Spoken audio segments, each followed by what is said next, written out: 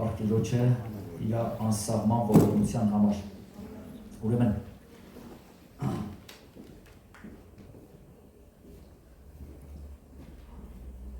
փորձում եմ մտածեմ ու հասկանամ, թե ինչի մասին եմ խոսելու, հետո հասկացա, որ քանի որ ոմանք լավ չեն կարողանում Աստվածաշունչ կարդան, սկսեցի թղթերը սերտել ու ասեցի կամաց Պողոս առաքյալի նամակները, հետո մյուս առաքյալների նամակները ամբողջությամբ սենց սերտած ձեզ կմատուցել։ Սա մի կողմից կօգնի, որ դուք հասկանաք ինչի համար է տվյալ նամակը գրված։ Մյուս կողմից ձեզ համար հեշտ կլինի, երբ որ կարդաք, ավելի հասկանալի կլինի։ Եվ վերցրեցի մի գիրք, որը կոչվում է Հռոմայցիս, Հռոմի նամակը։ Պատմաբաններն այսպես են ասում, որ Հռոմի նամակը Հռոմի եկեղեցին Պողոս առաքյալը չի հիմնադրել։ Հռոմի եկեղեցին հիմնադրվել է կամ Պենտեկոստեի օրը, երբ որ մարդիկ Սուրբ Հոգով լցվեցին եւ վերադարձան Իտալիա Հռոմ, կամ այդ ժամանակա հիմնադրվել, երկրորդը, որ պատմաբաններն ասեցին կամ երբ որ մեծ հալածան եղավ Ներոնի կողմից, այդ ժամանակ քրիստոնյաները ցրվեցին Հռոմի տարբեր տեղեր, քաղաքներ եւ այդտեղ սկսեցին եկեղեցիներ բարձրացնել այդ տարածքում։ Այն ժամանակ Հռոմը մեծ կայսրություն էր։ Այն ժամանակ Հռոմը շատ փոքր չէր, ինքը աշխարհակալ երկիր էր։ Ուրեմն մի երկու բաներ ասեմ այդ ուղղությամբ, որից հետո անդրադառնանք ու ավելի խորը գնանք։ Նախ Պողոս առաքյալը իր նամակը գրել է Կորինթոսից կամ մոտակա քաղաքներից, Հռոմի։ Քանի որ Պողոս առաքյալը ինքը հեթանոսների առաքյալ էր, ինքը կոչումով հենց դա էր, եւ ինքը անգամ իր նամակի մեջ ասում է ես փափագում եմ, որ ձեզ մոտ գամ եւ ձեզ տեսնեմ, փափագում եմ, որովհետեւ ձեր մասին լսել եմ եւ բոլորը խոսում են ձեր հավատքի մասին։ Այսինքն նկատում եք, որ Պողոս առաքյալը դեռևս այդ եկեղեցին չէր տեսել Հռոմի եկեղեցին։ Ես մտածում եմ, որ Հռոմում մի հատ եկեղեցի չկար, այս ձև։ Մտածում եմ շատ եկեղեցիներ կային, բայց ընդհանուր կոչվում էր Հռոմի եկեղեցի։ Որովհետև այդ հսկա Հռոմում ընդամենը մի 100 հոգի չէին հավաքված։ Լիքը սինագոգներ կար, որտեղ որ հրեաները փախան եւ սկսեցին եկեղեցիներ բարձրացնել, դրան մի քիչ ուշ կանդրադառնանք։ Եվ Պողոս առաքյալի նամակի հիմնական նպատակը մենք դրան կանդրադառնանք, կտեսնենք, որ հրեա քրիստոնյաները եւ հեթանոս քրիստոնյաները իրար հետ ձուլվեն, մեկանան։ Հրեա քրիստոնյաները սկսեցին վկայել եւ շատ հեթանոս քրիստոնյաներ ապաշխարեցին, հռոմեացիներ ապաշխարեցին, բայց հրեա եւ հեթանոս քրիստոնյաների մեջ խնդիրները սկսեցին ծնունդ դառնել։ Գիտենք, որ հրեաները ընդունում են թլպատությունը, իսկ հեթանոսները չէին ընդունում, դրան նորից մի քիչ ուշ կանդրադառնանք։ Պողոս առաքյալը ապրում էր Տարսոնում։ Այդ ժամանակ ամբողջ հռոմեական կայսրությունն էր եւ լեզուն հունարենն էր։ Հիմնականում Պողոս առաքյալը հռոմայցիներից թղթի մեջ խոսում է Աստծո Հիսուս Քրիստոսի շնորհքի մասին, գիտեք չէ շնորհքը ինչ է։ Շնորհք այսինքն որ մենք արժանիքներ չունենք, բայց Տերը մեզ ողորմություն արել, սա շնորհք է։ Մենք արժանիքներ չունենք, բայց Աստված մեզ ողորմություն արել։ Խոսում է հիմնականում շնորհքի մասին, խոսում է սրբության մեջ մնալու մասին եւ նաեւ խոսում է քրիստոնեական վարքերի եւ բարքերի մասին։ Անհնար է որ նամակ գրենք ինչ որ մեկին եւ այդ նամակի մեջ մենք խորհուրդներ չտանք, ասենք եթե ես իմ տղային մի հատ նամակ գրեմ 100% ինչ գրելու եմ չեմ գրելու միևնույնն է վերջում սկսելու եմ իմ հայրական խոսքերը եւ նմանապես համոզված եմ դուք էլ եք ինձ եւ պատկացեք Պողոսը ինքը առաքյալ էր շատերը ընդունում էին Պողոսի առաքյալ լինելը բայց շատերն չէին ընդունում նրան որպես առաքյալ բայց Պողոսը ինքը շեշտում է ասում է ես հեթանոսների համար կանչված առաքյալ եմ Պատմությունը տալիս է, որ Պողոսին գլխատել են 54-ից 68 թվականներին։ Այդ թվականներին են գլխատել, Ներոնի հրամանով։ Եկեք մի փոքր ուշադրություն դարձնենք Հռոմայցիս թղթին։ Շատ արագ թերթերի վրա կանգենք առնելու գլուխների վրա։ Նախ Հռոմայցիս ամենաառաջի գլուխը, 1-1։ Պողոսը կոչվում է որպես առաքյալ հեթանոսներին, հենց այդպես էլ ասում է։ Պողոս Հիսուս Քրիստոսի ծառա, կանչված առաքյալ Աստծո ավետարանի համար որոշված, այն որ առաջուց խոստացավ իր մարգարեների ձեռով սուրբ գրքերում, որ իր որդու համար ու մարմնի կողմանե Դավիթի զավակը եղավ եւ Աստծո որդի սահմավեցավ զորությունով, սրբության հոգու կողմանե, մեռելների ցավություն առնելուց, մեր Տեր Հիսուս Քրիստոսի համար, որով ընդունեցինք շնորհք եւ առաքելություն հավատքի հնազանդության համար ամեն ազգերի մեջ։ Պողոս առաքյալը ինքը հանդես է գալի որպես հեթանոսների առաքյալ։ Եվ ինքը ամենաառաջի խոսքը, որը սկսում է ներկայացնել, միանգամից ներկայացնում է Հիսուս Քրիստոսի շնորհքը։ Եվ ամբողջ նամակը հիմնականում խոսում է շնորհքի մասին։ Առաջին գլուխի 8-րդ խոսքի մեջ հետևյալ բանն ասում. իրենց հավատքը բոլոր աշխարհում պատմվում էր։ Պողոս առաքյալն է խոսում Հռոմի մասին։ Ասում է ձեր հավատքը ամբողջ աշխարհում պատմվում է։ Ինչքան լավ է, որ Հռոմի եկեղեցին այնքան զորավոր էր, այնքան հավատքով լեցուն եկեղեցիներ էին, որ ամբողջ աշխարհում մեկ պատմվում էր։ Եվ Պողոսը ինքը անձամբ գրում է դրա մասին։ Ասում է ձեր հավատքի մասին ամբողջ աշխարհում պատմվում է։ Որովհետև հեթանոսների մեջ հանկարծ մի հատ հզոր եկեղեցի 10-11-րդ խոսքերի մեջ Պողոսը փափագում էր գոնե մեկ անգամ Հռոմի եկեղեցին տեսնի։ Փափագում էր գոնե մեկ անգամ։ Գիտեք, շատ մարդիկ կան, չէ, որ ասենք մանավանդ այսօրերի մեջ այն ժամանակ մի քիչ ուրիշ էր, ռեկլամները այդքան շատ ուժեղ չէին, որովհետև ինտերնետ գոյություն չուներ։ Ասենք մեր մոտ, ասենք կարա մարդը եսի ով չլինի, բայց ռեկլամները այնքան ուռճացնում են, որ ամեն մարդ ուզում է անպայման գնա մի հատ այդ բժշկին տեսնի։ Բայց ոչ թե իրականության մեջ ինքը լավ բժիշկ է, ուղղակի ռեկլամներն է շատ լավ կատարվում։ Եվ նմանապես ասենք եկեղեցիներում, չէ, քարոզները, ինչքան քարոզիչը չի հոգևոր, ինչքան ռեկլամները կարա այնքան հոգևոր լինի, որ ամեն մարդ գոնե ցանկանա մի անգամ այդ մարդուն կպնի։ Չէ, այդ ձև հասկացողությունը կա, մեր եղբայրներից մեկը պատմում էր, ասում է մի հատ հզոր ծառայողի մասին, ասում է այնքան էին պատմել, որ կյանքումս երազում է, ասում է գոնե մեկ անգամ տեսնեմ էլ իրան։ Ասում է անկեղծ եմ ասում, երբ որ տեսա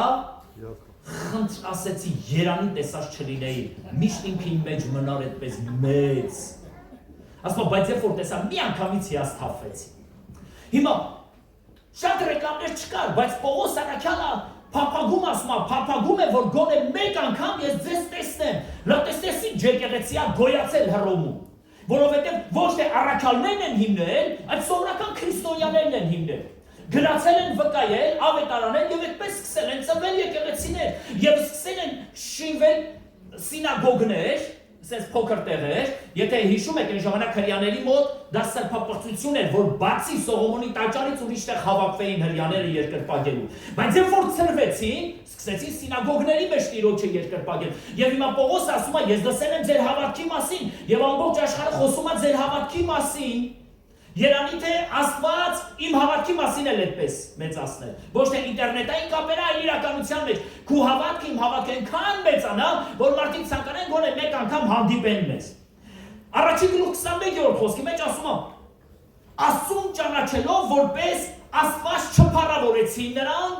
եւ այս խոսքերով մտնելու ենք ամբողջ Հռոմի թուղթը, որպեսզի հասկանալի լինի։ Դրա համար այս խոսքը միանգամից դուրս եմ գրել Աստվածաշնչից։ 1:21-ի մեջ ասում է Աստված ճանաչելով որպես Աստված չփառավորեցին նրան եւ Աստված էլ նրանց մատնեց անարգ կիրքերի։ Մի քիչ այն կողմ գրված է 28-րդ խոսքի մեջ եւ ասում է Աստված նրանց մտքերը մատնեց անարգ կիրքերի։ Միտեղ մտքերը, միտեղ նրանց։ Եվ հետաքրքիրը շարունակության մեջ հետեւյալ բանն ասում։ Կարծես Պողոսը իր ամենաառաջի գլխի մեջ, այդ առաջի բանը որ գրեց, այդ հատվածը, ինքը ամեն ինչ անում էր, որ հрьяաներին ինչ-որ բան ապացուցեր, բան սովորացներ, եւ հետեւյալն է ասում։ Ասում է, Աստված Աստծուն չփառավորեցին այնպես ոնց որ ինքը կար, եւ դրա պատճառով Աստված նրանց մատնեց անարգ կիրքերի եւ շարունակության մեջ ասում է, եւ նրանք էքերը էքերի հետ խառնվեցին եւ արուները արուների հետ։ Միանգամից սրբապղծություն տեղի ունեցավ, այսինքն հենց Հռոմի ժամանակում եւ Հռոմից առաջ էլ միասեռությունը տարածված բնույթ էր կրում։ Ասում է, որովհետեւ նրանք Աստծուն ճանաչելով Աստծուն չփառավորեցին այնպես ոնց որ ինքը կա։ Եվ դրա համար Աստված նրանց մատնեց անարգ կիրքերի։ Հետո շարունակության մեջ 28-րդ խոսքի մեջ ասում է եւ նրանց մտքերը Աստված մտքերը քանի որ ապականված էին, նորից անարդ կիրքերի հանձնեց եւ ասում նրանք սկսեցին պոռնկանալ, շնանալ եւ խառան կողիններ եւ լիքը բաներ խոսում առաջին գլխի մեջ։ Հետո երբ որ կարդում ես ասում ես Տեր Աստված, ինչի համար Պողոս առաքյալը այսքան Հռոմի եկեղեցում բաներ գրում։ Շարունակության մեջ նկատենք ինչ է պատճառը։ Հռոմայցից 7-րդ գլուխ առաջին խոսքի մեջ։ Հրյա քրիստոնյաները անարգում են հեթանոս քրիստոնյաներին, ասելով, որ դուք թելպատություն չունեք։ Եվ նմանապես խոսում է 11-րդ խոսքի մեջ։ Եվ Պողոս առաքյալը հետևյալն է ասում, Աստծո մոտ աչառություն չկա, եւ քարոզում են չգողանան, բայց գողանում են, քարոզում են չշնանան, բայց շնանում են։ Ինչի համար առաջին գլխի մեջ Պողոս առաքյալը միանգամից սկսեց այն ձևի բաներ ներկայացնել, որ եկելի հետ, արուների հետ, եւ Աստված նրանց մատնեց անարդ կիրքերի, եւ երկրորդ գլխի մեջ Պողոս առաքյալը միանգամից ուրիշ տեղը իր շեշտադրումը անում եւ ասում է, որ հրյա քրիստոնյաները, քանի որ սկսեցին անարգել հեթանոս քրիստոնյաներին, որովհետև հեթանոս քրիստոնյաները չունեին թելպատություն, եւ նրանց մեջ մեղքեր կային բացահայտված, ահավոր մեղքեր դրա մասին գրված է Աստվածաշնչի մեջ, ասում է իրանք բնական բաները թողած անաստականին անցան, այսինքն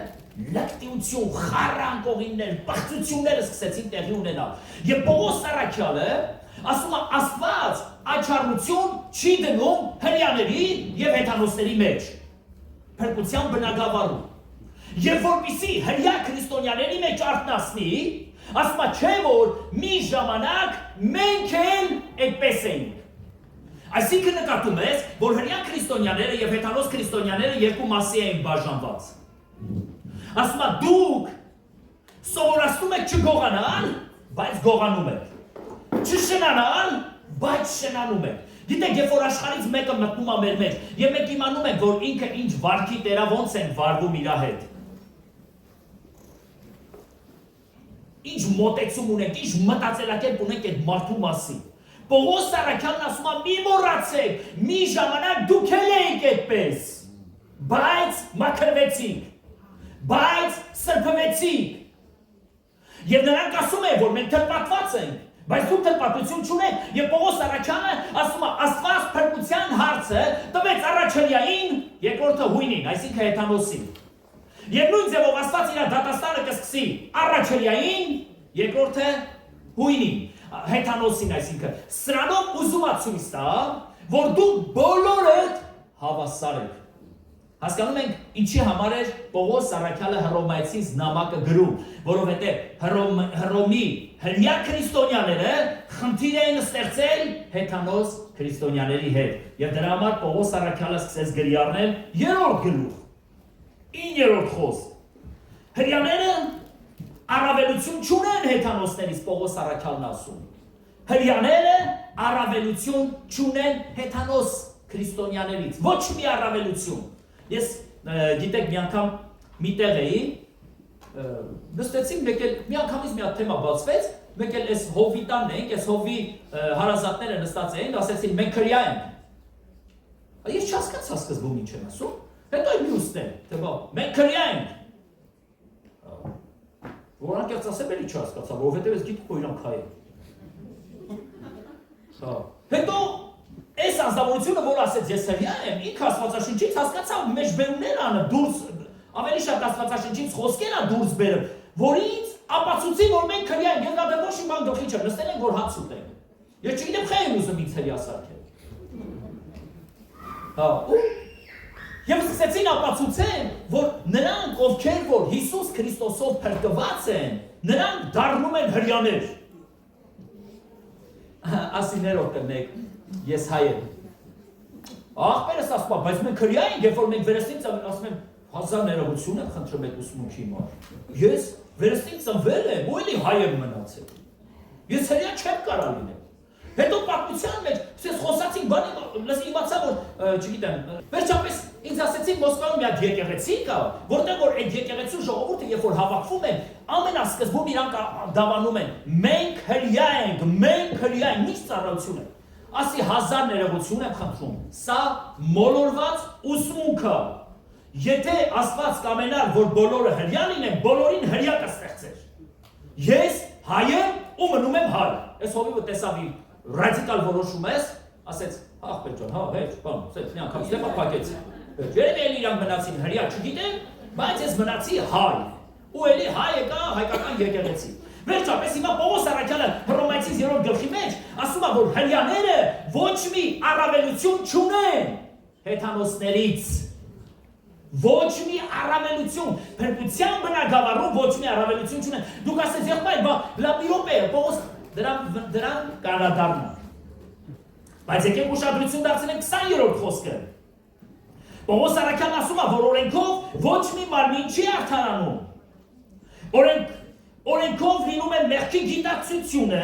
բայց օրենքով ոչ մեկը չարդարացավ։ Կամ մեկը, որ Աստվածաշնչի մեջ գիտեք, որ օրենքը կատարեց ու իր կատարած օրենքը կատարելով ինքը արդարացավ։ Մովսեսը ստացավ պատվիրանները, բայց Մովսեսը անգամ չարդարացավ, չկարողացավ պատվիրանները պահի։ Ամբողջ Աստվածաշնչի մեջ մոտավորապես 613 օրենք կա, 613 օրենք։ Եվ երբ որ մեկը օրենքից մի նշանագիրը չէր կատարում, նորից ինքը պարտական էր 612-ը նորից կատարելու։ Այսինքն ոչ մեկը չարդարացավ։ Ես ես ուզում եմ մի հատ հարց տամ, հետո պատասխանը ես կտամ։ Օրենքը լավ բան էր, թե վատ բան։ Գնանք առաջ։ 24-րդ խոսքի մեջ 3-րդ գլուխ հետևյալն է։ Ձրի ենք արդարանում նրա շնորհքով։ 28-րդ խոսքի մեջ հավատքով է արդարանում մարդ արարածը։ Ձրի ենք արդարանում, 28-րդ խոսքի մեջ ասում է մենք հավատքով ենք արդարանում։ Այսինքն ոչ թե մենք գործերով ենք արդարանում, ես այսօր շատ արդար մարդ եմ, հանգանակություն եմ արել։ Ոչ թե գործերով եմ արդարանում, ես քարոզել եմ, ոչ թե գործերով եմ արդարանում, այլ ես արդարացել եմ նրա շնորհքով, ձրի ենք արդարանում, բա մենք ինչի ենք այդ ամենը անում, եթե ես արդեն արդար եմ, խի չեմ գողանում որ, խի չեմ շնանում, խի չեմ հարբում, աղբերս հարբելու մասին ասում, խի չեմ ծխում, խի չեմ եսանում, խի չեմ անում, մեկը արդար եմ, դե որ է ձև ես մտածեմ գնանք առաջ, Հռոմայացիս 4-րդ գլուխ, 4-րդ գլուխ 3-րդ խոսքի մեջ, Աբրահամը հավատաց Աստծուն, Պողոս Առաքյալը մեջ բերում անում, և արդարություն համարվեց, ոչ թե գործերից, այլ ինչից, հավատքից։ Աբրահամը հավատաց Աստծուն և արդարություն Աստված համարեց, ոչ թե գործերից, այլ հավատքից։ Աբրահամը չնայեց իր ծերությանը, ինքը նայեց, որ ամենակարող Տերը կարա հրաշքներ անի, կարա թե չի կարա։ Ինքը ինչ-որ մի զարմանալի բան չարեց, որ Աստծուն զարմացնի։ Գիտեք, հաճախակի մենք բաներ ենք անում, մեզ թվում է, որ Աստված զարմացավ։ Օր էս ինչ արեց օրը, էս ինչ մեծ զոհաբերություն արեց, էս ինչ քարոզչություն արեց, մենք ենք մեր վրա զարմանում, բայց Աստված երբեք չի զարմանում, որովհետև Աստծուն ինչ պետք է ինքը կարա իր միջոցով մյուսի միջոցով անի։ Եվ Աբրահամը ինչ-որ գերբնական մի բան չարեց, որ արդարանա, ուղղակի հավատաց։ Ասավ, եթե անգամ իմ որդին Աստված թույլ տա, որ զոհանը վարվի,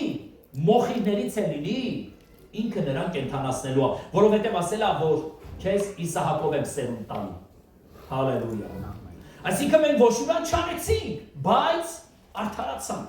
Գնանք մի քիչ ավելի խորը։ Հռոմայացիս 5-րդ գլուխ 12-րդ խոսքը։ Ինչպես մենք մարդի ձեռքով մեղքը մտավ աշխարհ եւ տարածվեց բոլորի վրա, այնպես էլ Քրիստոսի միջոցով կյանքը մտավ աշխարհ։ Պողոս Առաքյալը սկսում է կամաց կարծես այդ իրան նամակի թանձրությունը բերել։ Սկզբում մի քիչ ուրիշ բան էինք նկատում, հետո կամաց, հիմա ավելի խորը եւ 5-րդ գլխի մեջ ասում է հետեւյալը. ինչպես մեկ մարդի ձեռքով մեղքը մտավ աշխարհ։ Կհիշեք այդ մարդուն։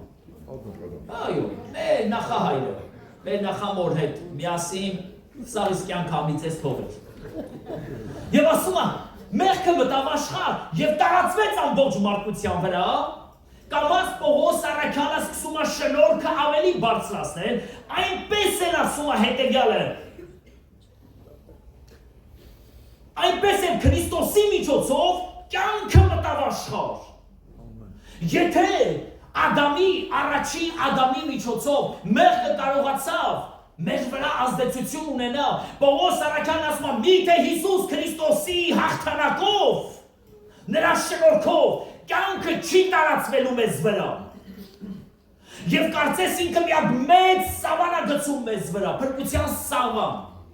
Այդ սպիտակ սավանը, որ ծածկում է մեր բոլոր սխալները եւ հանցանքները, մեզ արդարացնում է միանգամից։ Շարունակության մեջ նայեք, տեսեք ինչ ասում, 21-րդ խոսքը, հետևյալն ասում. Ինչպես մեղքը թագավորեց մահի ձեռքով, հավիտենական կյանքն էլ թագավորեց Հիսուս Քրիստոսի ձեռքով։ Այսինքն նկատում ենք, որ Պողոս առաքյալը, երբ որ խոսում է օրենքի մասին, ասում է օրենքը քանի որ չկար, մեղքը չէր երևում, մահացած է մեղքը, բայց երբ որ օրենքը սկիզբ առավ, մեղքը կենդանացավ եւ մեզ դարձրեց մահկանացու մարդ։ Բայց եթե լավ է որ մեղքը օրենքը չներ էլի մեզ համար հանգիստ ապրեինք։ Ինչա այդ սուրբ օրենքը փոխանակ մարդկանց համար կյանքի օրենք լիներ, մահվան օրենք դարձավ։ Որովհետև քանի որ օրենքը չկար, մենք ազատ էինք։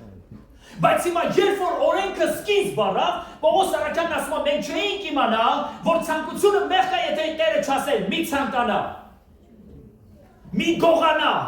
մի շնանա, մենք չէինք իմանա, որ դա մեղք է, եթե Տերը չասեր։ Հիմա երբ որ այս օրենքները եղան, կարծես այս սուրբ օրենքները մարդու համար դարձան մահվան օրենքներ։ Եվ հենց այստեղ Աստված միանգամից իր շնորհքով հանդես գալի 21-րդ խոսքի մեջ եւ ասում է, ինչպես մեղքը թագավորեց մահի ձեռքով, այսինքն նրանք ովքեր որ մեղք են գործում, մահվան են դատապարտվում, ասում է, այնպես էլ հավիտենական կյանքը տարածվեց Հիսուս Քրիստոսի ձեռքով։ Նա տեսեք, Աստված ամբողջությամբ եւ հրյա քրիստոնյաներին եւ մեզ նմաններին, որ շատ անգամներ մենք մտածում ենք, որ ես ավելի լավն եմ, քան շնացողները, ես ավելի լավն եմ, քան նարկոմանները, ես ավելի լավն եմ, քան հարևանս կամ կողքինս, որ նստած է, ես ավելի լավն եմ։ Պողոս առաքյալը Սուրբ Հոգու ձեռքով ուզում է մեզ ամբողջությամբ այնպիսի մի հատ վիճակի մեջ դնի, որ լսի այդ օրենքը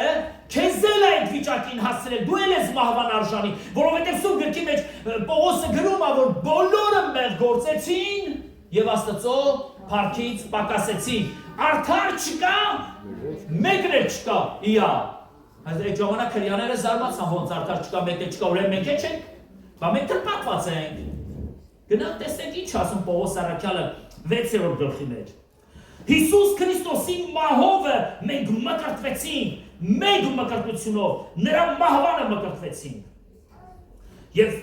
8-րդ խոսքը նայենք։ Եթե Քրիստոսի հետ մեռանք, ուրեմն նրա հետ էլ կապրենք, 13-րդ խոսքը։ Ձեր անդամները անիրավության գործիք մի ներկայացրեք մեղքին։ Եվ կարծես Պողոս առաքյալը 6-րդ գլխի մեջ մի հետաքրքիր թեմա է մեջ բերում։ Ասում է մենք, որ մկրտվեցանք, նրա մահվանը մկրտվեցանք։ Այսինքն մկրտությունը Պողոս առաքյալը 6-րդ գլխի մեջ կարևորում է։ Ասում է չէ որ մենք մկրտվեցինք, ջրով մկրտվեցինք։ Ու երբ որ մենք մկրտվեցինք, Հիսուս Քրիստոսի մահվանը մկրտվեցինք, այսինքն մենք նրա հետ մեռանք։ Մենք նրա հետ մեռանք, սա դրա խորհուրդն է։ Այսինքն երբ որ ես մկրտվեցի, սա նշանակում է, որ ես 2000 տարի առաջ Հիսուս Քրիստոսի հետ մահացել եմ։ Սրա խորհուրդն է, ես մահացել եմ 2000 տարի առաջ։ Շատ քարոզիչներ այսպես են ասում, որ հին մարդը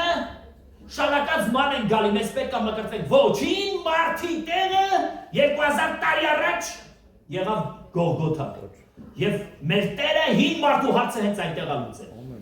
Մենք երբ որ վերստին ծնվում ենք, մենք հավաքով 2000 տարի առաջ, 2000 տարի հետ ենք գնում։ Եվ ինչպես Պողոսն ասում է համարի մեջ, ասում է մենք մկրտվելով նրա մահվանը մկրտվեցանք։ Երբ որ նրան դրեցին գերեզման, հին հովոյին էլ հետը դրեցին այնտեղ։ Մենք նրա մահվանը մկրտվեցանք։ Շարունակության մեջ ասում է հետևյալը. Եթե Քրիստոսի հետ մեռանք, ուրեմն նրա հետ էլ կապրենք, հալելույա։ Մենք մկրտվել ենք ինչի, հռչակելով, որ ես Հիսուս Քրիստոսի հետ մահացել եմ, թաղվել եմ եւ հարություն եմ առել։ Եթե ես նրա մահվանը մկրտվեցի, ուրեմն նրա կյանքով էլ պիտի ապրեմ։ Դուք ասես ամեն, որովհետեւ ցանկացած վերստին ծնված մարդ Հիսուս Քրիստոսի հետ մահացավ եւ Հիսուս Քրիստոսի հետ էլ հարություն առավ։ Շարունակության մեջ ասում է հետեւյալը. ասում է ձեր անդամները անիրավության գործիք մի ներկայացրեք մեղքին։ Վաու։ Ես արդեն մկրտվել եմ, ես ազատ եմ, արդեն նրա կյանքին վրա է, բայց նույն Պողոս առաքյալը նույն 6-րդ գլխի մեջ ասում է ձեր անդամները անիրավության գործիք մի ներկայացրեք մեղքին։ Ինչի՞, որովհետև Աստված մեր միջոցով այս աշխարհին երևում է, որովհետև մենք Աստծո մարմնի անդամներն ենք, եւ մեզ պետք չի, որ մենք մեր անդամները վերցնենք որպես անիրավության գործիք օգտագործենք, որովհետև այս մեկ ուրիշ համարի մեջ Պողոս առաքյալը հետևյալն ասում է դուք ձերը չեք։ Դա տեսեք ինչ խոսք ասում, որովհետև դուք մեծ գնով եք առնվել, դուք ձերը չեք։ Այսինքն բա ես ումն եմ, ես նրանն եմ, ով որ ինձ համար վճարել է եւ առել է ինձ սատանայի ճիրաններից, ես նրա սեփականությունն եմ եւ դրա համար Պողոս առաքյալն ասում է, որ դուք ձերը չեք եւ ձեր մարմինները, ձեր մարմնի անդամները անիրավության գործիք մի ներկայացրեք։ Ոչ իմ աչքերը, ոչ իմ ականջները, ոչ իմ շուրթերը, ոչ իմ ձեռքերը, իմ մարմնի ոչ մի անդամը չի կարող անիրավության գործիք լինի, որովհետև ես նրա հետ մեռել եմ, թաղվել եմ եւ հարություն եմ առել նրա հետ։ Կասես ամեն։ Շատ բարդ թեմա է, չէ՞։ Ոնց որ մի ժամանակ Հռոմայացից թողը շատ էր սիրում։ Դու միշտ են պարզ բաներներ երևի ուսումնասիրեմ, այն որ գրված է արդարը հավատքը վապրել։ Հիմա ոնց որ մի քիչ ամենից խորը բաներ, ասես մի քիչ դժվար մարսելի է, բայց ոչինչ։ Շատ չեմ խոսալու, 16 գլուխներից եմ խոսում վերջ։ 6-րդ գլուխ, 15-րդ խոսք։ Ասում մեր գործենք, որ մենք օրենքի տակ չենք, այլ շնորհքի։ Ով որ հնազանդվում ես նրա ծառան ես։ Եվ Պողոս առաքյալը հենց այդտեղ գրում է. մեղքի վարձքը մահն է։ Ասում ենք մեղ գործենք, քանի որ օրենքը մեր վրա ոչ մի ազդեցություն չունի, ազատ ենք։ Ասում բայց դուք չգիտեք, որ մենք ինչ որ անում ենք, մենք նրա ծառան ենք։ Մարդը ինչ մեղ գործում է, ինքը նրա ծառան է։ Չես կարող դու ինչ որ մի բանի ծառա չլինես, բայց դու այդ անես։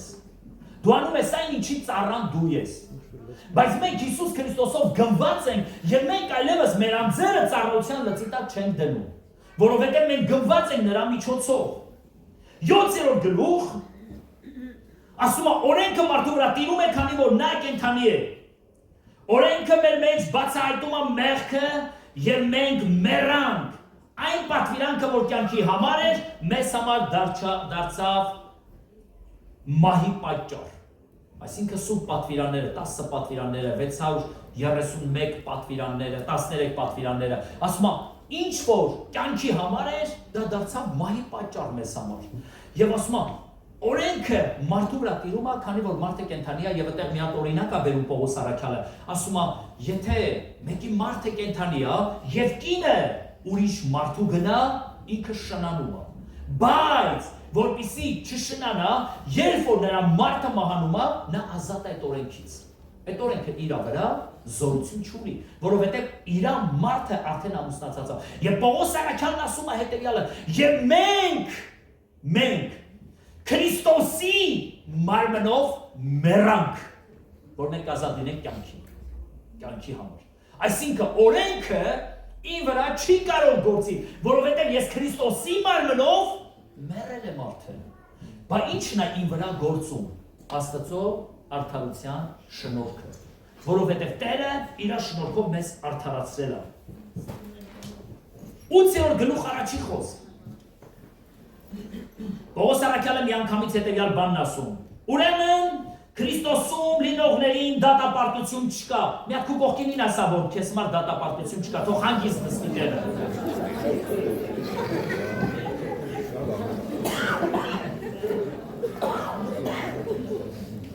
Պողոս առաքյալը 8-րդ գլխի մեջ ասում է Հիսուս Քրիստոսում լինողներին դատապարտություն չկա։ Ում դատապարտություն չկա։ Քրիստոսում լինողներին, երբ որ մենք Հիսուս Քրիստոսի մեջ ենք ապրում, մեզ համար դատապարտություն չկա, ինչի, որովհետև մեզ համար վճարված է, օրենքը դատում է նրանց, ովքեր որ օրինազանց են,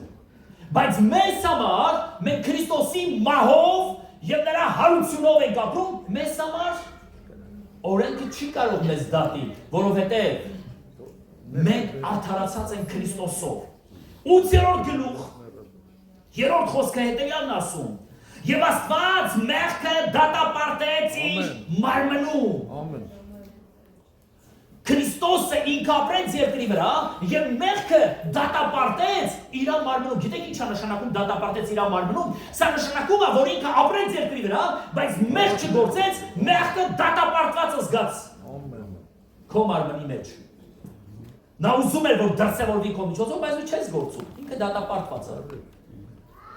Եկեղեցին միակ օրգանիզմն է, որտեղ Աստված մեղքին դատապարտել է։ Մեղքը եկեղեցու մեջ չի կարող դրսևորվի այնպես, ոնց որ ինքը ուզում է, որովհետև Աստված արդեն մեղքը դատապարտել է, որովհետև եկեղեցին Քրիստոսի կենդանի օրգանիզմն է, դուք ասես։ Ամեն։ 5-րդ խոսքն ասում է հետևյալ, ասում է մարմնավոր լինողները մարմնավոր բաներ են մտածում, հոգևոր լինողները հոգևոր բաներ են մտածում։ Եթե Քրիստոսը մեր մեջ է, ապա մենք մեր մարմինները մեռած ամեղքի համար։ Եթե մենք հոգևոր ենք, մենք հոգևոր բաներ ենք մտածում։ Ուզում ես բացահայտես դու ինչ ձևի անձնավորություն ես։ Դու գիտեք, որ ամենաուժեղ պատերազմի դաշտը դա մարդու միտքն է։ Եվ դու ինչ որ մտածում ես, դու ես։ Դու չես կարող մտածես ուրիշ բան, բայց ինձ ուրիշ բան։ Անընդհատ մտածես բժշկական բաներից, բայց իրականության մեջ դու ավելի շատ մաթեմատիկոս ես։ Չէ, դու ինչի մասին շատ ես մտածում, դու դա ես։ Ես չեմ կարող անընդհատ մտածեմ, սրան մորթեմ, սրան սատկացնեմ, սրան ծեծեմ, բայց ես կյանք տվող ավետարանի չեմ։ Բայց չի կարող ձևի բանը լինի։ Դու ինչ որ մտածում ես, դու դա ես։ Եվ հիմա այստեղ Պողոս առաքյալը մեզ օգնում է, որ մենք ավելի հասկանանք, ոչ եք հիասթափել ձեզանից։ Չէ։ Մենք Տերը մեզ արդարացել է, հենց որ հիասթափեք, ուրեմն հասկացեք, որ դու արդարացար։ Հենց դու քեզանից հիասթափեցի, ուրեմն Տերը քեզ արդարացրեց։ Քանի դեռ սիրահարված ես քո վրա, դեռ գործ պետք է կատարվի քեզ հետ։ Հիմա նայեք, առաջ հետևյալ բանն ասում է, մարմնավոր լինողները մարմնավոր բաներ են մտածում, հոգևոր լինողները հոգևոր բաներ են մտածում։ Նկատել եք, չէ, որ հենց մի բան առնեմ, ով ինչ մտածում է, հենց այդ արտահայտվում է, ով ինչ պատկերացնում է, բան միանգամից ինքը այդ արտահայտվում։ Եթե Քրիստոսը մեր մեջ է, ապա մարմինը մեռած է մեղքի համար։ Եթե Քրիստոսը մեր մեջ է, մարմինը մեռած է մեղքի համար։ Այսինքն, եթե ես քրիստոնյա եմ, եթե ես Քրիստոսով ապրում եմ, Քրիստոսակիր մարդ եմ, ես չեմ կարող այդ մեղքը գործել։ Գողացի։ Չեմ կարող գործել, ո՞նց։ Ես հիշում եմ եղբայրներից մեկ այն ժամանակ մի օրինակ էր բերում, ասում է գնացքով գնալուց են լինում եւ այդ գնացքի կուպեում նստած, ասում է այդտեղ տղաներ կային հավաքված եւ կարտը հանեցին, խառնեցին ու սկսեցին բաժանել։ Ասում է եւ փող են խաղում ու ինձ առաջարկեցին, ասեցին, «Դավայ դու էլ խաղա», ասի կներեք ես չեմ կարող խաղալ։ Ասա ես ի՞նչ որ չես կարող մենք կսովորացնենք, ես ի՞նչ է, դավայ վերցրու։ Ասելա չէ, ես ձեռքեր չունեմ։ Ասելա ո՞նց ձեռքեր չունեմ։ Ասելա չունեմ ձեռքեր, ասելա բայց ի՞նչ է։ Ասելա սա Քրիստոսի ձեռքերն է, ես ոնց կարող վերցնեմ կարդ խաղալ, փող խաղալ։ Ես չեմ կարող խաղալ։ Հիմա Պողոս առաքյալն ասում է, եթե Քրիստոսը ապրում է մեր մեջ, մենք չենք կարող մեղք գործենք, այսքան լավն է, չէ՞։ Ես չեմ կարող մեղք գործել։ Ես չեմ կարող այս մեղքը գործել, որովհետև Քրիստոսը ապրում է իմ մեջ։ Ես չեմ կարող մեկին հայոյեմ, կարող օրհնեմ, որովհետև Քրիստոսը ապրում է իմ մեջ։ Բայց երբ որ Քրիստոսը բացակայում է իմ կյանքից, ես ամեն ինչի ընդունակ եմ։ Եվ 8-րդ խոսքի մեջ ասում է, եթե Քրիստոսը մեր մեջ է, ապա մարմինը մեռած է մեղքի համար։ Ալելույա։ Քո մարմինը գիտեի, որ մեռած է մեղքի համար։ Հա, ոնց է մեռացեց այսօր առավոտն ինչ ասես ասում։ 9-րդ գլուխ 15-րդ խոսք։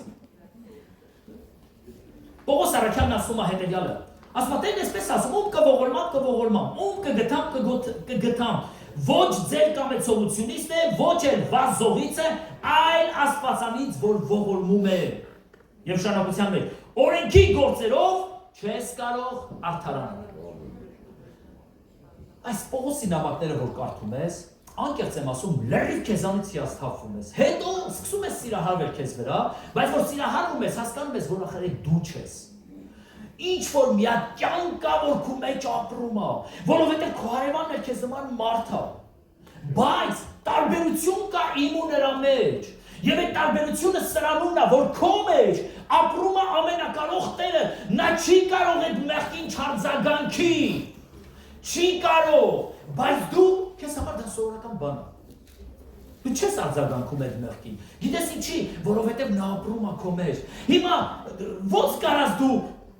շնանաս, ոնց կարաս դու չհայոյես, ոնց կարաս ես բանը չէ։ Գիտես, Քրիստոսը ապրում է իմ մեջ, նա իմ աչքերով նայում է, նա է լսում, նա է հապվում, նա է շոշափում, նա է զգում, որովհետև ես ամբողջությամբ նրա սեփականությունն եմ։ Եվ հիմա Պողոս Արաքյանը 9-րդ գլխի մեջ ասում է. ում կողորմամ, ում կգտամ, ոչ ձեր վազելուց է, ոչ ձեր լավ լինելուց է։ Եվ շարունակության մեջ Պողոս Արաքյալը ստեղ մի հատ օրինակ է բերում։ Եվ ասում է, ինչպես որ կավը բրուտի ձեռքերի մեջ, միթե իրավունք չունի, բրուտը կավին ինչ ուզենա այդ սարքի։ Ասում է, այնպես էլ Աստված, մեզանից ինչ ուզում է այդ սարքում է։ Ինչի Տերը, ես էլ եմ ուզում քարոզիչ լինեմ։ Տերն ասում է, ախր դու ավելի լավ պաշտոնի ես։ Ես քեզ սարքել եմ այն, ինչ որ դու կարաս անես։ Բայց ես ուզում եմ առաքյալ լինեմ։ Հա, ես էլ եմ ուզում, որ դու առաքյալ լինես, բայց դու այն ես, ինչ որ դու կարաս անես։ Ես ուզում եմ մարգարեանամ։ Ինչի, որ սաղին բացեն իմանամ ով ինչ անում։ Լսի, ես ուզում եմ, որ դու հանգիստ կարգուկանոն ծառայես։ Ադե կարգուկանոնը շատ չի լավ։ Տերը ասում է, լսեք։ Բրուտը կավի վրա իշխանություն չունի, հարց է տալիս։ Ունի թե չունի։ Եթե ունի, ասում է բրուտը այդ կավից ինչ ուզենա այն կսարքի։ Դու պատկերացնում ես, դու այն ես, ինչ որ Աստված ցանկացել է քեզանից ստանալ։ Հալելույա։ Բայց որն է կարևորը, որ ես լինեմ այն, ինչ որ Աստված ինձ պատրաստել է։ Միթե, ասում է, դա ոչ քո շատ վազելուց է, ոչ քո տառապանքներից է, ոչ քո ցանկություններից է, ես ում ողորմում եմ, ինչ ուզում եմ, ես քեզ հետ կսարքեմ, չես ուզում դու ինձ արես։ Դա ես եմ ուզում։ Կուզեմ այսօր քարոզիչ կսարքեմ քեզ, վաղ կուզեմ մարգարե կսարքեմ, մյուս օրը կուզենա, ինչ կուզենա մերեք կսարքեմ։ Ես չեմ քո Տերը, դու ես։ Բրուտ իրավունք ունի կավի վրա, ունի, հիշում եք Երեմիա մարգարեության մեջ էլ այդ ձևի բան գրված։ Ունի, դե ինչ ուզում եմ այն սարքում եմ ես քեզ։ Որովհետև դու իմ սեփականությունն ես, ես քեզ չեմ շպրտելու։ Եթե դու հովիվ դառնալու մեջ կոտրվեցիր, ես քեզ չեմ շպրտելու։ Ես քեզ ուրիշ բան եմ սարքել, որովհետև այդ կավի համար ես վճարել եմ արդեն։ Այդ կավը իմն է, իմ սեփականությունն է, իմ ձեռքերի մեջ է, ու ես քեզանից սարքելու եմ այն, ինչ որ ես ուզում եմ քեզ սարքել։ Մեկ ուրիշ համարի մեջ էսպես է գրված, ասում է, եթե մեկը իր անձը անարգ բաներից մաքրի, նա պիտանի անոթ կլինի Տիրոջ ձեռքերի մեջ օգտակար։ Այսինքն մենք ինչքան մաքրվում ենք, մենք ինչքան սրբվում ենք, այնքան բրուտի ձեռքերի մեջ դու ավելի լավ անոթ ես, ավելի լավ կավ ես, եւ Տերը քեզանից սարքելու այն, ինչ որ ինքը ուզում է քեզ տեսնել։ Մենք սաղս ուզում ենք դառնալ Մայր Թերեզա, ինչի՞։ Տերը ուզում է կարող է քեզ դարձնի Մայր Արմինե։ Չէ, ես ուզում եմ Մայր Թերեզա, այն մարդ ես ուզում եմ Մայր Արմինե լինել դու։ Ես ուզում եմ լինեմ Դեվիդ Վինքերսոն, այն չի, այս ուզում եմ դու լինես, արա։ Չէ, բայց ես, լսի, ես քեզ եմ ուզում դու լինես, մենք խենք անընդհատ ուզում, որ ինչ-որ մեկի նմանվեմ։ Ես ուզում եմ դու դա լինես, ես եմ նստած և դու ինձ համար որպես մի կավ, իմ ձեռքերի մեջ ես, ոչ քո շատ վազելուց է, որ ես քեզ ինչ-որ բան եմ անելու։ Ոչ քո ցանկանալուց է, ինչ ուզենամ են քեզ սարքելու եմ, հալելույա, որովհետև ինքը ինքնիշխան Տեր է։ Դուք ասես ամեն։ Ինքը որևէ մեկին պատասխանատու է, բացի քեզանից։ Աստված դաժե մեզ չի պատասխանատու։ Ոչ մեկի։ Ինքը ինչ ուզենա մեզ այնպես է սարքելու է։ Եկեք գնանք առաջ։ 10-րդ գլուխ։ 9-ից 10։ Պողոս առաքյալը գրում ասում է. սրտով մենք հավատում ենք արդարանալու համար, բերանով դավանում ենք փրկվելու համար։ Եվ շարունակության մեջ ասում է խտրություն չկա հրյայի եւ ույնի մեջ, այսինքն հեթանոսի մեջ։ Ով որ կանչի Տիրոջ անունը պետք է ապրի։ 10-րդ գլխի մեջ միանգամից կարծես ամեն բանը սկսում է հասկացնել, որ փրկության հարցը կապված է սրտի եւ բերանի դավանանքի հետ։ Ու խտրություն չկա հրյայի եւ հեթանոսի մեջ։ Ով որ Տիրոջ անունը կանչեց, Պողոս առաքյալն ասում է պետք է փրկվի։ Ինչքան հասարակ է սարքն փրկության հարցը, որ ինչ որ մեկի հատուկ սեփականությունը չլինի։ Գիտես չէ ես ոնց փրկվեցի։ Ծնկներիս վրա գնացի եկեղեցի։ Սաղ ծնկներս վերք էր, հովիվն ինձ համար աղոթեց ծնկներս ցավա, ես եք ուզենամ գնամ, բայց ես ոնց գնամ։ Չէ, դու գիտես ես ինչեր եմ արել։ Այդ մարդը հավատքի մասին է ձևա ներկայացնում։ Շատ քրիստոնյանից եմ ես լսել։ Հավատքը այնպես են ներկայացնում։ Հիասթափվում ես, լվացվում ես, ուզում ես գնաս նորից մեր գործերը։ Մի անգամ մի հատ ազնվորության հետ հանդիպեցի, մի հատ հովվի։ Ինձ այսպես ասում. Դու երբևիցե եղել ես Աստծո խորանի մեջ, ուզես տպավորված խոսում։ Դու երբևիցե մտել ես նրա սրբության սրբոցը, երբ որ Տերը ինձ տարավ, ոնց սկսես փիլիսոփայել։ Նախքին հովիվ, ինչի նախքին, որովհետև սա կորցեց է ձեր փիլիսոփայությունով։ Անկեղծ եմ ասում, աստվածպաշտությունս էլ արդեն հիասթափվեցի, որ ես աստվածապաշտ եմ։ Արաս ես ես ինչքան եմ հեռու հավատքից։ Տերը ինձ վախշը չի տարի սրբության սրբոց։ Ասում է, երբ որ Տերը ինձ տարավ, երբ որ ես տեսա, ես այնքան ինձ մեղավոր զգացի, որ ոչ մի անգամ Տերը ինձ չի տարել այդտեղ։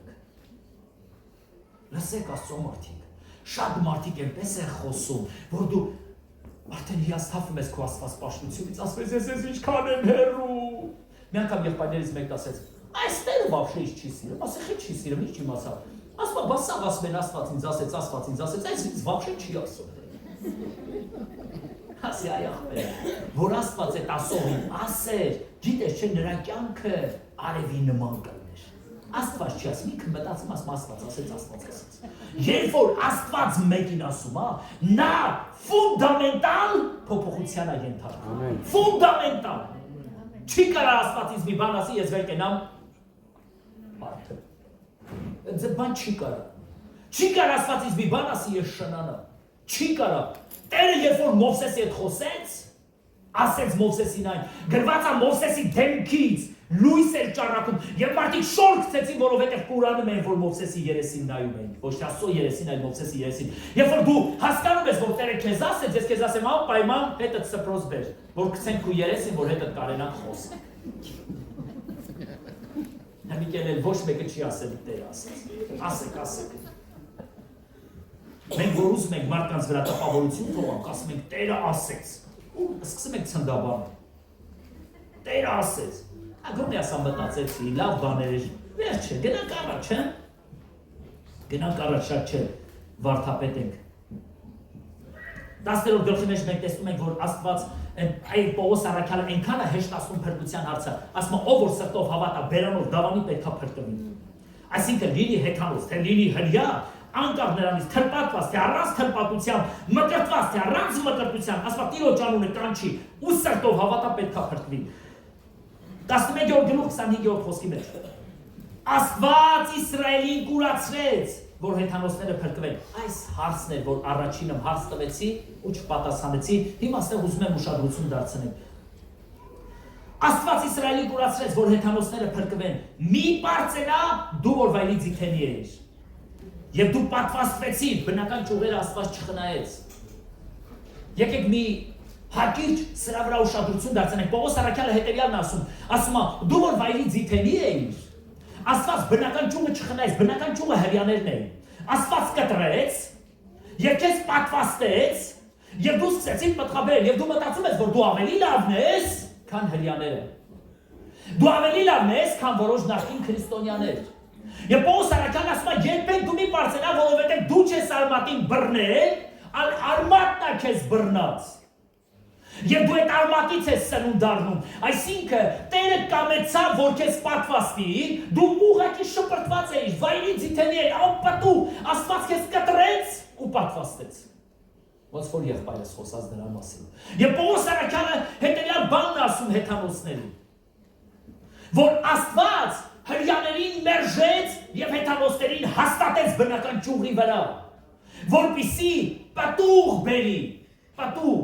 Եվ մենք չենք կարող որևէ մեկից լավը մեզ դասել։ Եթե հրյաները ընդունեին Հիսուս Քրիստոսին, փրկության հարցը ավարտվում էր։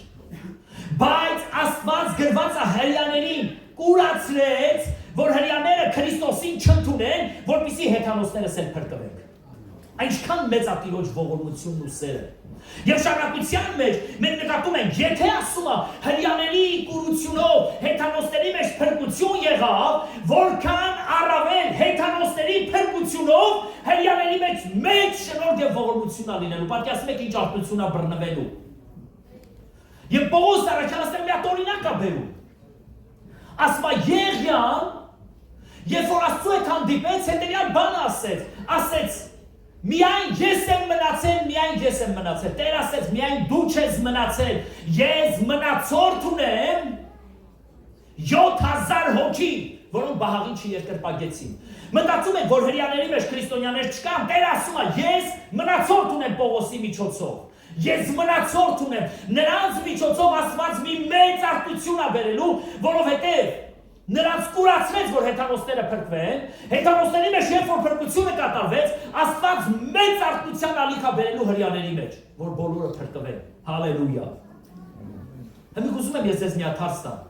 Հրյաները առավելություն ունեն հեթանոսներից։ Հա? Իհարկե ոչ։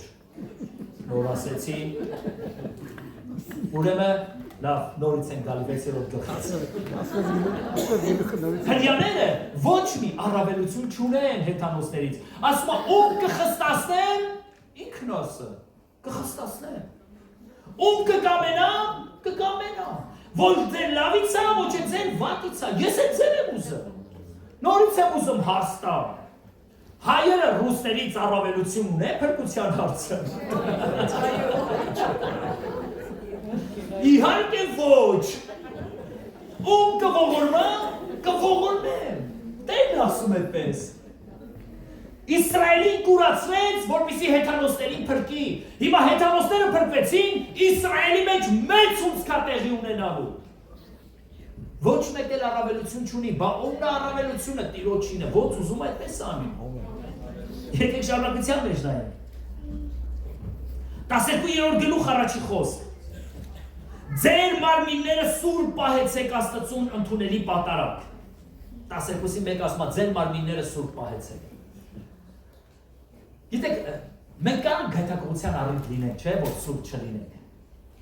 Դու փրկված ես թե չէ։ Հարց եմ ուզում տալ։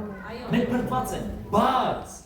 այս մեր փրկությունը կախված չի ինչ-որ բան անել չանելուց, դա դրա հետ կապված չի։ Երեխան կատարյալ ծնունդ է լինում։ Ինքը կատարյալ մարդ է, բայց հազար ներողություն, ինքը տակին ինչ ասես կանի, ինչ ուտի կարա վրեն թափի, ինքը լացում է, ղրժում է, չի կարողանում խոսալ, չի կարողանում հասկացնել, դա չի նշանակում, որ ինքը կատարյալ մարդ չէ, ինքը կատարյալ մարդ է, կատարյալ մարդ է, բայց ինքը խնդիրներ ունի։ Հիմա, երբ որ մարդը փրկվում է, ինքը կատարյալ մարդ է, Աստված նրան փրկություն տվեց, բայց այս մարդի կյանքի մեջ մի քանի բաներ կան, եւ դրանցից մեկը հետեւյալն է. ձեր մարմինները սուրբ պահեք Աստծուն ընդունելի պատարագ։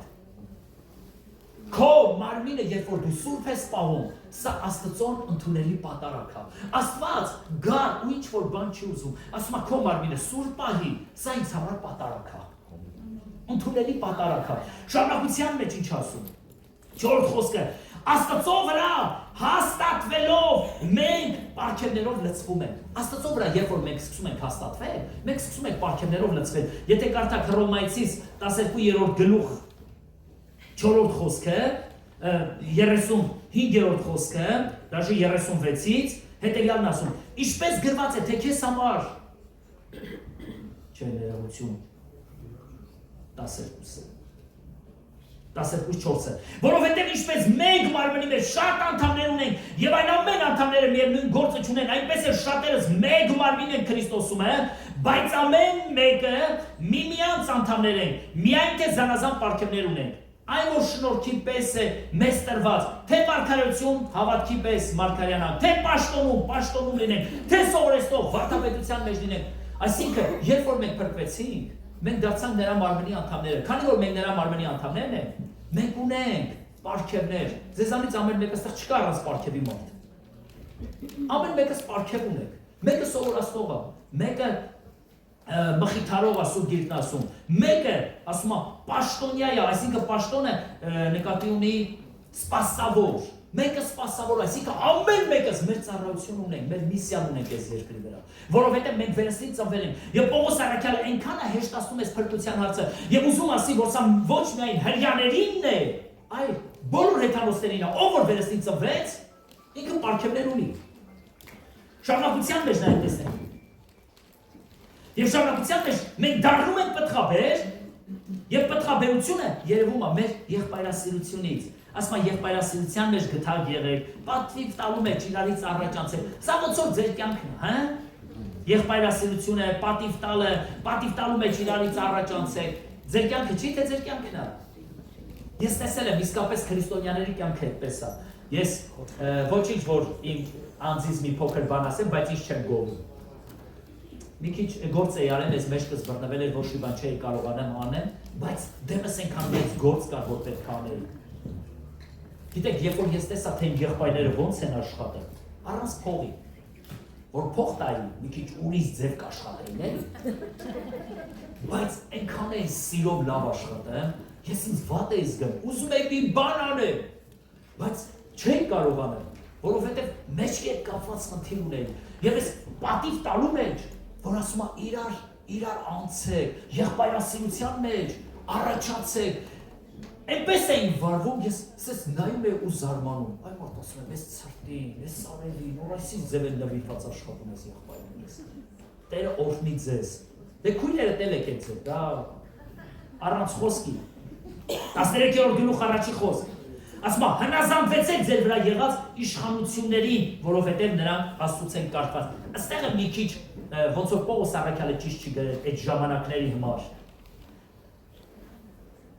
Որովհետև շարունակության մեջ ասում է դրա համար ասում է հարկել ենք տալիս։ Ամեն լավ կներ են հարկ մարդը, որը սա Պողոս ջան։ Մենք վերստից ծնված մարդ ենք, հարկերից ազատ մարդ ենք, մենք չի պետք է որ մենք պետությանը հարկ ու տուրք տանք, բայց Պողոս առաքյալը եկավ շատ լավ գալիս, եկավ մեզ կանգնացրեց որպես եկեղեցի մի իրավիճակի առաջ եւ ասում է եւ դրա համար հնազանդվեք ձեր վրա եղած իշխանություններին եւ ասում է եւ դրա պատճառով ասում է մենք հարկել ենք տալիս որովհետեւ Աստվածանից են կարգված եւ շարունակության մեջ էսպես ասում որ որևէ մեկին պարտք չլինես բացի սիրուց այս մարդիկ հետաքրքիր են ու լավ մարդիկ են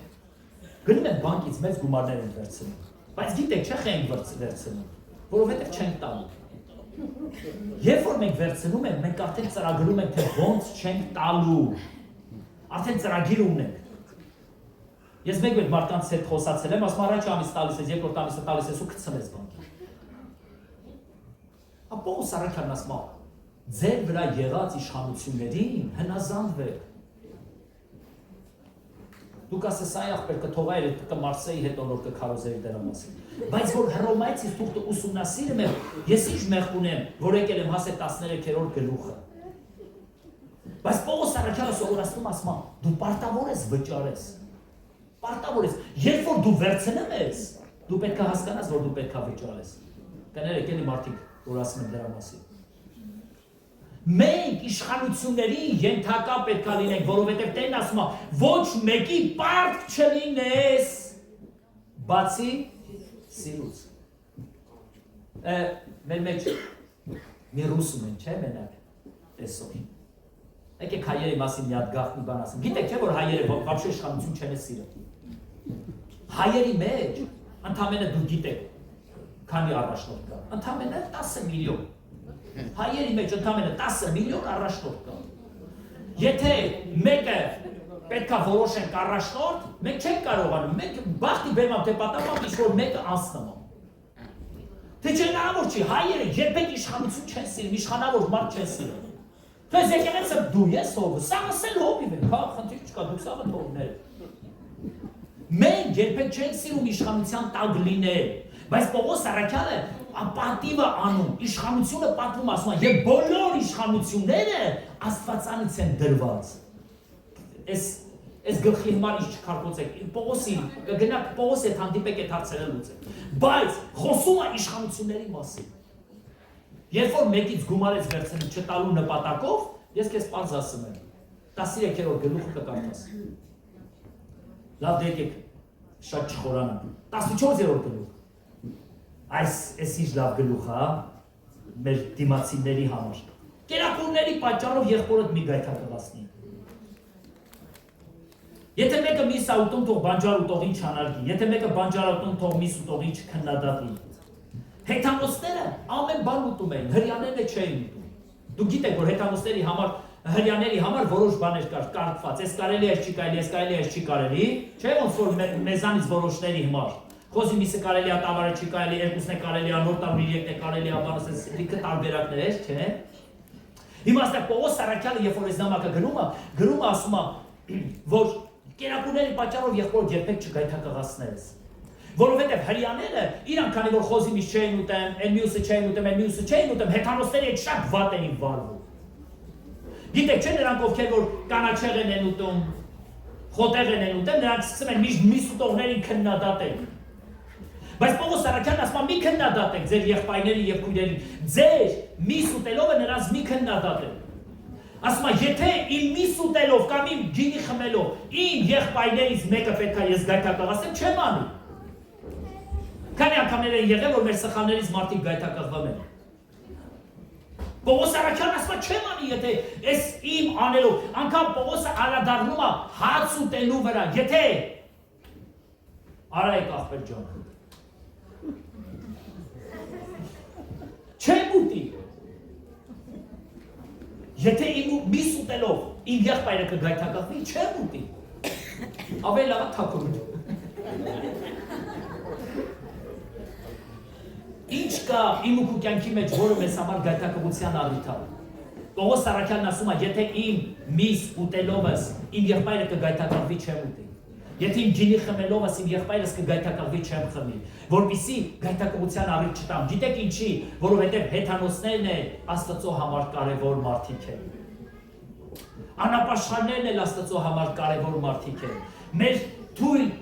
տկար քույր եղբայրներն են մեզ համար կարևոր մարդիկ են, Աստծո համար կարևոր մարդիկ են։ Եվ ամենավերջի գլուխներին եմ հասնում, 15-րդ գլուխ առաջի խոսքի մեջ ասում է տկար եղողներին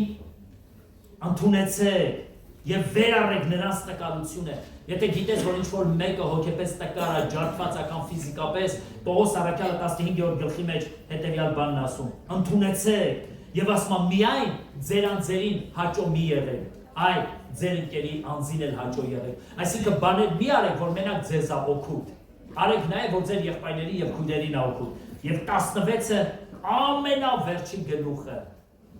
լավ է պրսնում եմ, ամենավերջի գլուխը, շատ եմ սիրում ես գլուխը,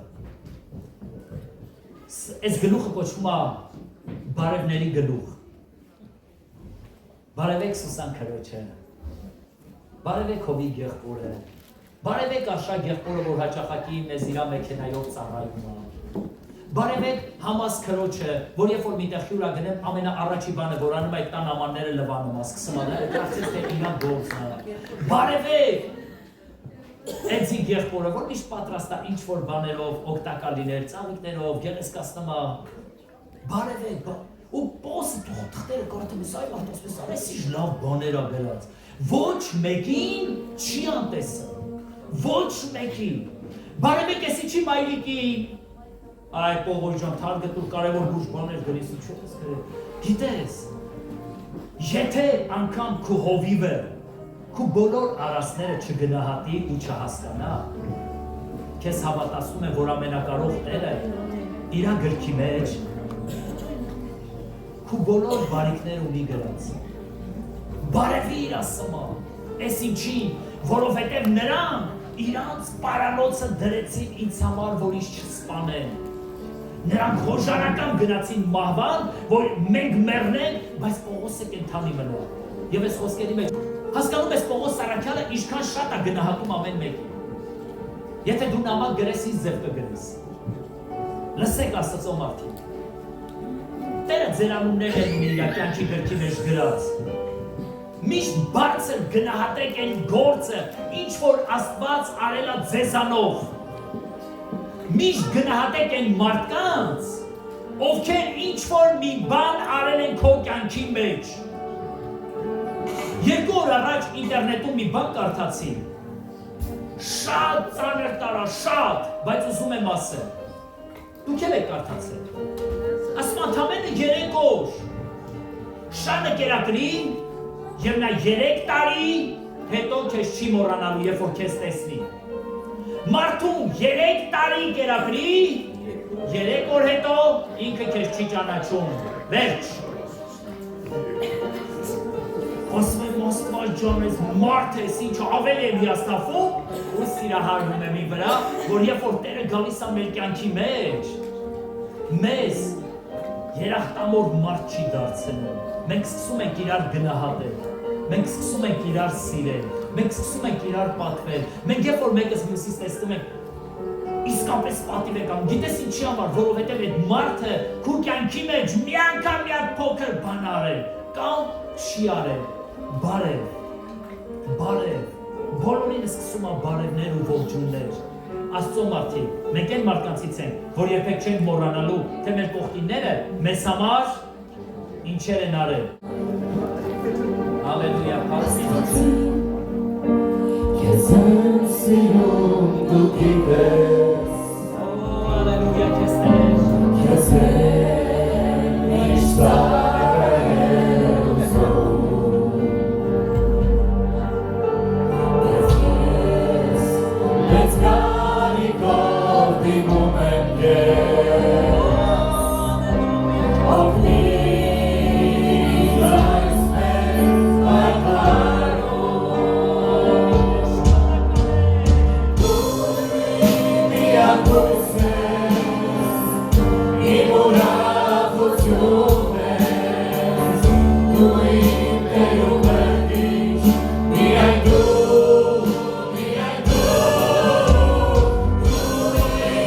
միակույս ես, իմ ուրախություն ես, դու իմ Տեր ու Մերկիչ, միայն դու։ Երբ փորձության մեջ ընկնեմ անգամ, մեծ դժվարությունների մեջ, որ ոտքս բարաբար եմ սրտած, ամեն մի բան գալի է, դու յուրաքանչյուր ես, դու յուրաքանչյուր ես, դու իմ Տեր ու Մերկիչ, միայն դու, միայն դու յուրաքանչյուր ես, դու յուրաքանչյուր ես, դու իմ Տեր ու Մերկիչ, միայն դու։ Միակույս ես, իմ ուրախություն ես, դու իմ Տեր ու Մերկիչ, միայն դու, միայն դու, միակույս ես, իմ ուրախություն ես, դու իմ Տեր ու Մերկիչ, միայն դու։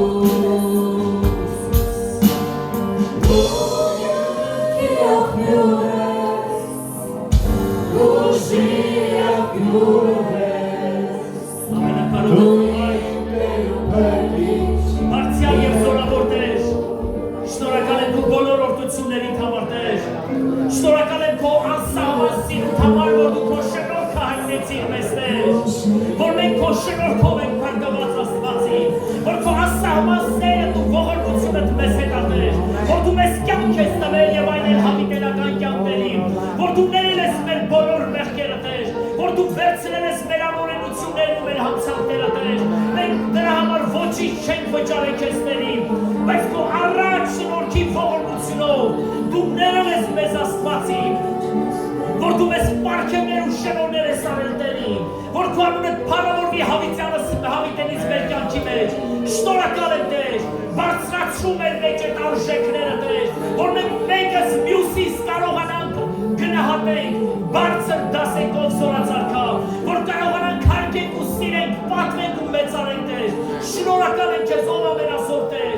գոհանում եմ քեզնից Աստված իմ Հռոմայեցիս թղթի համար Տեր, որ դու Հռոմայեցիս նամակի միջոցով Տեր, մեր մեջ արժեքներ ես բարձրացնում, որ անունդ հավիտյանս հավիտենից փառավորվի Տեր, շնորհակալ եմ իմ բոլոր եղբայրներիս համար,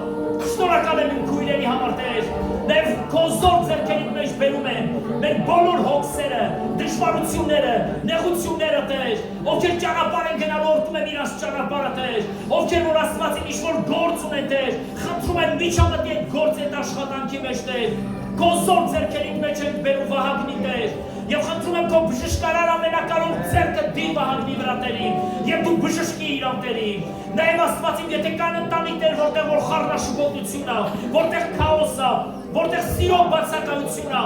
լեցրու քո ներկայությունով այդ ընտանիքները Տեր, եւ թող անունդ փառավորվի ամենակարող Տեր, շնորհակալ եմ ես եկեղեցու համար Տեր, սա քո շնորհքն է, որ ես առաջնորդ եմ ես եկեղեցում Տեր, որովհետև դու ինձ այնքան շատ սիրեցիր Տեր, որ դու ես եկեղեցու մեջ ինձ բարձրացրեցիր որպես առաջնորդ Տեր, ես շնորհակալ եմ քեզ Տեր, շնորհակալ եմ քեզ, շնորհակալ եմ Տեր,